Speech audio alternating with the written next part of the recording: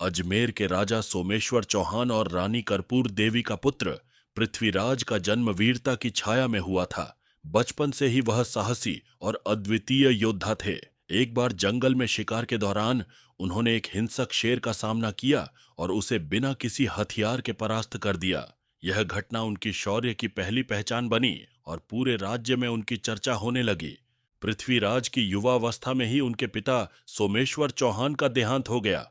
तब मात्र 13 वर्ष की आयु में पृथ्वीराज को अजमेर के सिंहासन पर बिठाया गया। उन्होंने अपनी कुशलता और बुद्धिमत्ता से शासन की बागडोर संभाली। उनके शासनकाल में अजमेर ने व्यापार, कला और संस्कृति में नए आयाम स्थापित किए।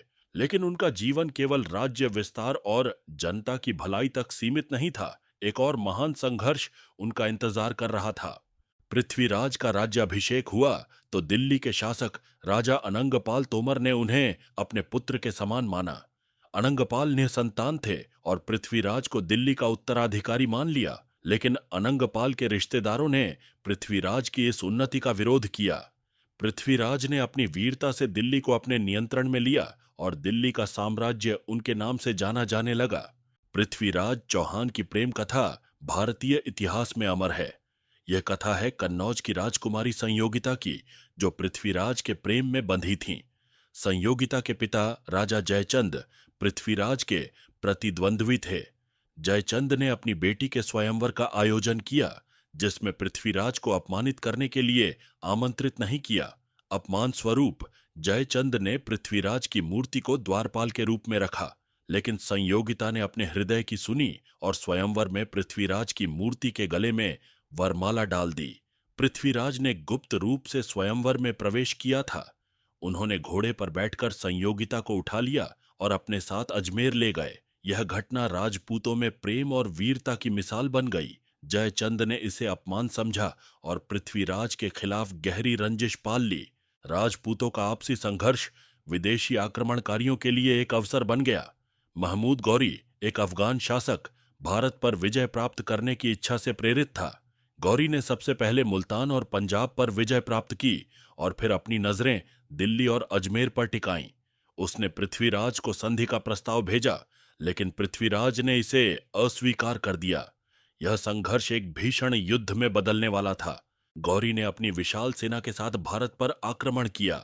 पृथ्वीराज ने अपनी सेना का नेतृत्व किया, जिसमें राजपूत योद्धाओं की बड़ी संख्या थी। दोनों सेनाएं तराइन के मैदान में आमने सामने हुईं। युद्ध में पृथ्वीराज की वीरता के आगे गौरी की सेना टिक नहीं पाई।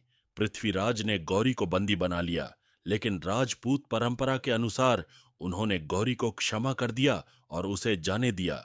गौरी ने हार स्वीकार कर संधि की शपथ ली, लेकिन उसके मन में बदले की आग जल रही थी।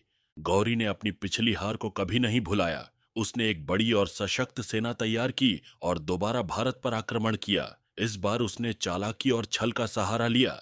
पृथ्वीराज चौहान ने अपनी सेना का पुनः नेतृत्व किया, लेकिन राजपूतों की आपसी फूट और जयचंद के विश्वासघात ने उनकी शक्ति को कमजोर कर दिया।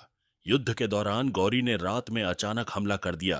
राजपूत सेना को संभलने का मौका नहीं मिला और पृथ्वीराज को बंदी बना लिया गया। इस युद्ध में पृथ्वीराज की हार ने पूरे भारत को हिलाकर रख दिया। गौरी ने पृथ्वीराज को अपनी राजधानी गजनी ले जाकर उन्हें अपमानित किया। उसने पृथ्वीराज को अंधा करवा दिया, लेकिन उनकी आत्मा को नहीं झुका सका। उनके मित्र और कविचंद बरदाई भी उनके साथ गजनी गए थे। गौरी ने पृथ्वीराज से उनकी तीरंदाजी कौशल का प्रदर्शन करने का आदेश दिया। चंद बरदाई ने पृथ्वीराज को सांकेतिक भाषा में बताया, 4 बांस 24 गज अंगुल अष्ट प्रमाण, ता ऊपर सुल्तान है, मत चूको चौहान। पृथ्वीराज ने बिना आंखों के अपने निशाने पर तीर चलाया और गौरी को मार गिराया। यह पृथ्वीराज की आखिरी और सबसे महान विजय थी। गौरी की हत्या के बाद पृथ्वीराज और चंद बरदाई ने समझ लिया कि अब उनकी मुक्ति का मार्ग यही था। दोनों ने एक दूसरे का साथ देते हुए अपने जीवन का अंत कर लिया।